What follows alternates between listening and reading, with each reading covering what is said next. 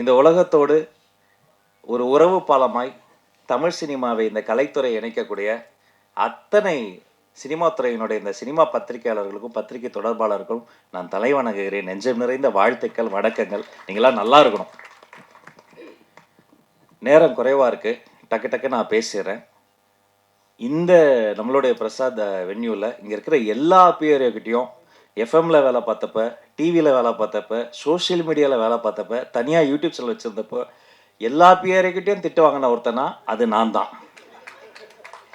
எஃப்எம்ல வேலை பார்க்க மௌன ரவி என்ன, அவர் நிக்கில் சார் எல்லாம் இன்டர்வியூ தருவாங்க. அப்போ வந்து எடுத்து முடிச்சு ஃபோன் பண்ணுவேன். ஆனால் ஒரு சின்ன மிஸ்டேக்னா என்னாச்சுமாங்க, இந்த ரெக்கார்டரில் ஆன் பட்டன் அமுக்க மறந்துட்டேன். பக்கத்தில் இன்னொரு எஃப்எம்ல வாங்கி தருவேன், ஏன்டா என் உசுரை வாங்குறேன் அப்படின்ட்டு. அதே மாதிரி நடுவில் ப்ராப்ளம்ஸ்லாம் வரும். எங்களெல்லாம் வந்து வெப்சைட்டில் இருக்கும்போது உள்ளே விடக்கூடாது அப்படின்னு முடிவு பண்ணிடுவாங்க. அது வந்து பத்திரிகையில் வந்தால்தான் பத்திரிகையாளர்கள், இவர்கள் எங்கள் போட்டியாளர்கள். இப்போ வாசல் அப்படி கையை கட்டி நிற்போம், அடுத்த மாதம் சம்பளம் வாங்கணும், எப்படியாவது எங்களை உள்ளே விட்டுருக்கேன். இல்லை பரவாயில்ல, அப்புறம் வர வர எல்லாத்தையும் புரிஞ்சுக்கிட்டு, ஆனால் மேடையில் இருக்கக்கூடிய அத்தனை ஜாம்பவான்களும் சரி, இங்கே இருக்கக்கூடிய பிஆர்ஓக்களும் சரி, நல்ல தமிழில் நல்ல ஒரு நிகழ்ச்சி செய்யணும்னா ஒரு தொகுப்பாளர்னா அவர்கள் முதலில் அணுகும் இடம் மலிவிலை தொகுப்பாளர்னா அது ராஜ்மோகன் தான் என்பதையும் பெருமையோடு நான் சொல்லிக்கிறேன். 5 ஆண்டுக்கு ஒரு முறை கொடுத்தா அது வந்து விருது கிடையாது, ஆண்டுதோறும் கொடுத்தாதான் விருது. மாண்புமிகு தமிழ்நாடு முதல்வர் அவர்கள் அனுமதி பெற்று இனி வெள்ளித்திரை, சின்னத்திரை, தமிழ்த்திரை விருதுகள் ஆண்டுதோறும் தரப்படும் என்பதை முதல்ல மகிழ்ச்சியோடு தெரிவித்துக் கொள்கிறேன். நல்ல படைப்புகள் தான் நம்முடைய ஆக்சிஜன். தமிழ் சினிமாவில் வந்து உண்மையிலே தன் தலையை அடமானம் வைத்து முதல் போடுகிற முதலாளினா தமிழ் சினிமாவுக்கே தலையாக இருக்கிறது நம்முடைய தயாரிப்பாளர்கள் தான். நம்ம நகைச்சுவையாக சில பேமெண்ட்ஸ் வரல, பெண்டிங் பேமெண்ட்ஸ் சொல்லுவாங்க, எந்த இண்டஸ்ட்ரியில் இல்லை. அவங்க தரக்கூடாதுன்னு இல்லை, ஒரு படத்தில் பேமெண்ட் தர முடியாட்டியும் அந்த சம்மந்தப்பட்டவங்களை அடுத்து ஒரு படமே தரக்கூடிய தாயுளம் கொண்டவர்கள் தான் அந்த. அவங்க இல்லைன்னா நாம் இல்லை, அந்த தயாரிப்பாளர் சங்கம். அதே போல் அந்த தமிழ் சினிமாவில் கைகளாக இருக்கக்கூடியதுதான் நம்முடைய பாடலாசிரியர்களும் கவிஞர்களும் இசையமைப்பாளர்களும். படத்திற்காக ஓடியதா, இளையராஜாவின் பாடலுக்காக ஓடியதான்னு தெரியாத பல ஒண்டர்ஃபுல் மேஜிக்ஸ் வந்து தமிழ் சினிமாவில் இருக்குது. அவங்க இல்லைன்னா நம்ம இல்லை. இந்த தமிழ் சினிமாவை தாங்கி ஓடக்கூடிய கால்கள் அப்படின்னா எங்களுடைய ஃபைட் மாஸ்டர்ஸும் டான்ஸ் மாஸ்டர்ஸும் அப்படி ரத்தத்தை வேர்வையாக கொட்டி ஓடி ஓடி உழைச்சி ஓடிக்கிட்டே இருப்பாங்க. அப்போ இந்த தமிழ் சினிமாவினுடைய வயிறு யார்? Production department. 5 பேர் இருந்தால் கேரவனுக்குள்ளே சாப்பாடு, 50 பேர் இருந்தால் கேரவன் பக்கத்தில் சாப்பாடு, 500 பேர் இருந்தால் சாப்பாடு எப்படியாவது போட்டுருவாங்க. காந்தி படத்தில் கிளைமேக்ஸில் 1,00,000 பேர் நடிச்சிருக்கிறாங்க, இந்தியாவில் ஷூட் நடந்திருக்கு. எப்படி காலைல பிரேக்ஃபாஸ்ட் கொடுத்துருப்பாங்க, மதியம் லஞ்ச் போட்டிருப்பாங்க, சாப்பிட்டு முடிக்கும்போது கடலை முட்டை எப்படி கொடுத்துருப்பாங்க, யோசித்தே பார்க்க முடியாது. அப்படிப்பட்ட இந்த சினிமாவினுடைய நாடி நரம்பெல்லாம் ஓடிக்கொண்டு இருப்பது இந்த தமிழ் சினிமாவினுடைய அன்சங்கட ஹீரோஸாக இருக்கக்கூடிய, இந்த ரத்தமாக இருக்கக்கூடியதுன்னா நீங்கள் தான், பிஆர்ஓஸ் தான். நீங்கள் ஓடி ஓடி இங்கே போகணும், அங்கே போகணும், ப்ரொமோஷன் போகணும், ஓடிக்கிட்டே இருப்பீங்க. இப்போ சினிமாவினுடைய இதயம் யார்? உண்மையிலேயே தன்னுடைய இதயத்தை பற்றி கவலைப்படாத இயக்குனர்கள் தான். அந்த இதயம் வந்து ஓடிக்கிட்டே இருக்கும். எப்படியாவது ஒரு நல்ல படத்தை எடுத்துட முடியாதான்னு 40-50 வருஷம் சாலிகிராமத்தினுடைய காவேரி கார்னரில் சுற்றி கொண்டு இருக்கக்கூடிய அண்ணன்களை நான் அறிவேன். இந்த மொத்த சினிமாவினுடைய உடலுக்கு ஒரு அழகான ஒரு ஸ்கின் வேணும் இல்லையா? அது நம்ம மேக்கப் டிபார்ட்மெண்ட். அப்படி அவங்க வந்து டச் பண்ணும்போது அப்படி சாமியை கும்பிட்டுட்டு அந்த ஃபர்ஸ்ட் அப்படி ஒரு பொட்டு வைக்கும்போது நாமளும் ஒரு நாள் பெரிய ஆர்டிஸ்ட் ஆகணும், ஒரு ஆர்டிஸ்ட்டுக்கு ஒரு பெரிய நம்பிக்கை வரும். சரி, இது எல்லாமே இருக்குது. அப்படிப்பட்ட இந்த சினிமாவினுடைய ஆக்சிஜன் யார்? துணை இயக்குனர்கள். டைரக்டர் இல்லாமல் கூட ஒரு 2 மணி நேரம் சமாளித்து சில ஷாட்ஸ் எடுத்துருவோம். துணை இயக்குனர்கள் இல்லாமல் ஒரு ஷாட்டு கூட எடுக்கவே முடியாது. அவங்க வந்து ஒரு பெரிய அன்சங்கடு ஹீரோஸ். இப்படி எத்தனையோ அன்சங்கடு ஹீரோஸ்லாம் அங்கே சினிமாவில் இருக்கிறாங்க. அத்தனை பேரோடும் பாராபட்சம் இல்லாமல் பழகக்கூடியவங்க இந்த பிஆர்ஓஸ்.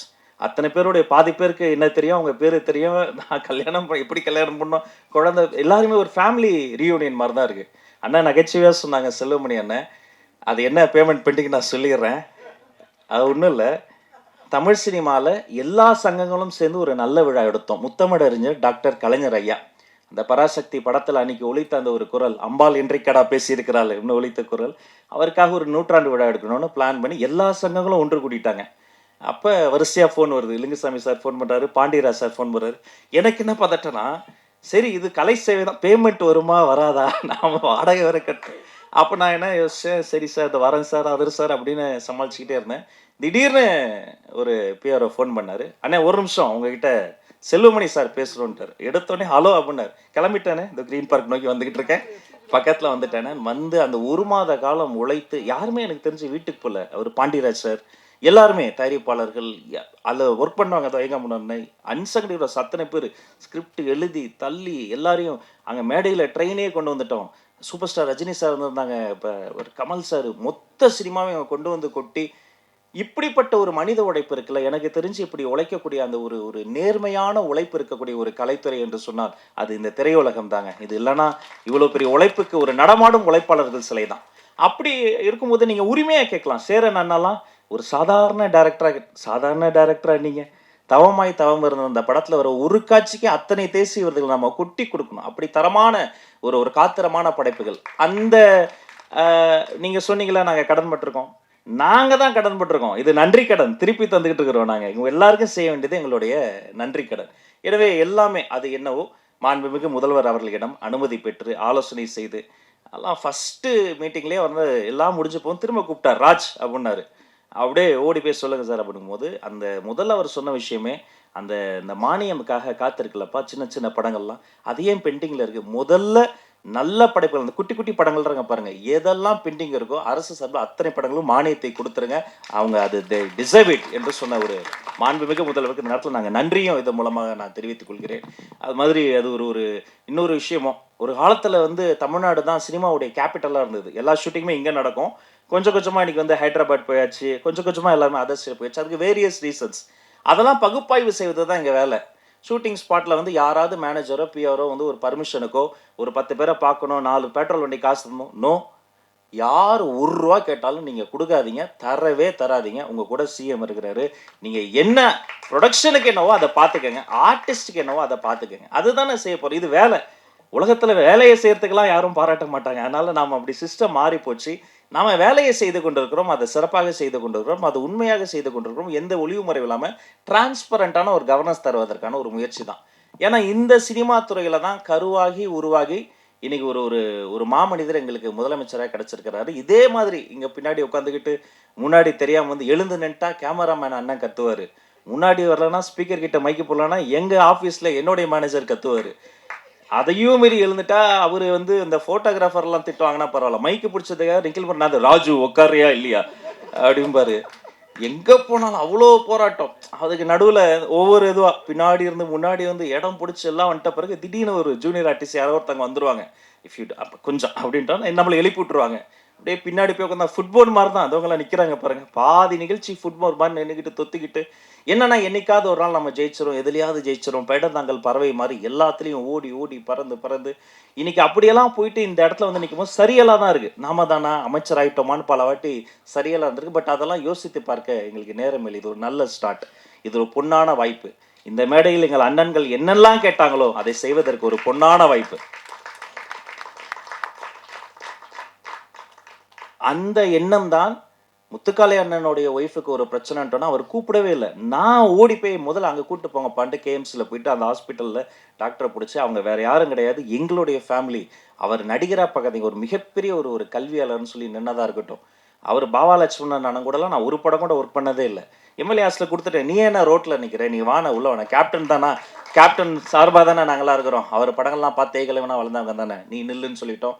பாரதி ராஜா ஐயா மறைந்த போதும் பாக்கியராஜ் சார் மறைந்த போதும் ஓடோடி போய் முதல்ல நின்று முழு அரசு மரியாதை கொடுத்தது எங்க கடமை. அவங்களுக்கு செய்யாம நாங்க வேற யாருக்கு செய்ய போறோம்? ஏன் இந்த எல்லாரும் வந்து சினிமாக்கு இப்படி பண்றோம் அப்படி பண்றோம்லாம் நினைப்பாங்கலாம் சொல்லாதீங்க. நான் பள்ளிக்கல்வித்துறை அமைச்சர்.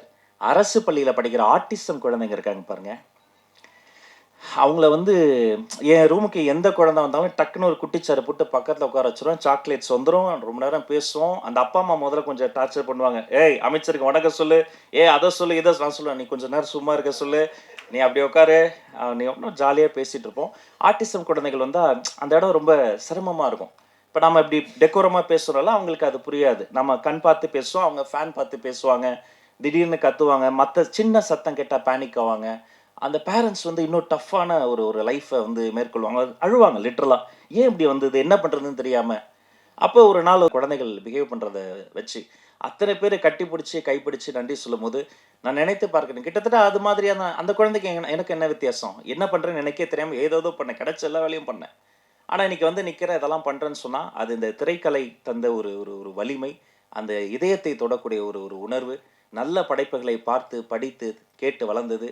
இதையெல்லாம் இப்படியெல்லாம் செய்யணும்னு நினைத்து என்னுடைய மாண்புமிகு முதல்வர் எனக்கு கொடுத்த ஒரு நல்ல வாய்ப்பு. அவர் வைத்த நம்பிக்கை, நீங்கள் எல்லோரும் வைத்திருக்கிற நம்பிக்கை, இதை நான் நிச்சயமாக காப்பாற்றுவேன். கடைசி மூச்சு வரை நேர்மையாக வேலை செய்து உங்கள் அத்தனை பேரினுடைய கோரிக்கையும் மாண்புமிகு முதல்வரிடம் அனுமதி பெற்று நிறைவேற்ற என்னாலான எல்லா முயற்சிகளையும் செய்வேன் என வாழ்த்தி வணங்கி விடைபெற்று செல்கிறேன். அனைவருக்கும் நன்றி. Thank you so much.